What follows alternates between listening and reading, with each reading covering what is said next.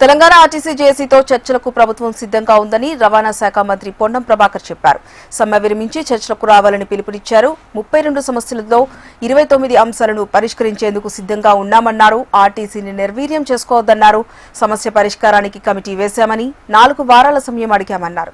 గత ప్రభుత్వం చేపట్టిన చర్యలు గుర్తులేదా అంటూ ప్రశ్నించారు. ప్రజాప్రభుత్వం ఏర్పడిన వెంటనే పెండింగ్ లో ఉన్న పీఆర్సీ క్లియర్ చేశామని, పెండింగ్ డీఏలు లేకుండా క్లియర్ చేశామని గుర్తు చేశారు.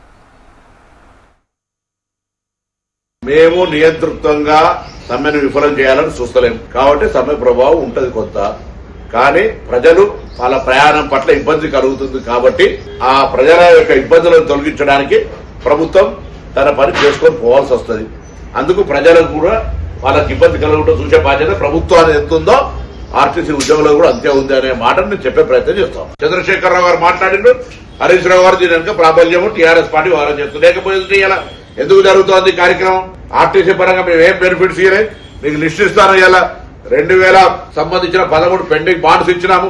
2017 మేము వచ్చిన తర్వాత 2017లో పెండింగ్ ఉన్నటువంటి పీఆర్సీ క్లియర్ చేసినాము. 2024, 25 పీఆర్సీ ఇవ్వాలి, 21 పీఆర్సీ ఇవ్వాలి. దానికి సంబంధించి కూడా ఆర్థిక పరమైన భారపడుతుంది. ఇప్పుడిప్పుడే కోలుకొని మూలిగే నక్క మీద తాడిపండు వడద్దనేటువంటి ఆలోచనతో జరుగుతారు. ఎక్కడ ఓదో ₹1 కూడా వాళ్ళకి అందరికి లాభం జరుగుతుంది. మరి దాని తర్వాత పిఎఫ్, సిసిఎస్ కు రోజు నెలకు ₹10 కోట్ల పెండింగ్ అన్ని పేమెంట్ చేస్తారు.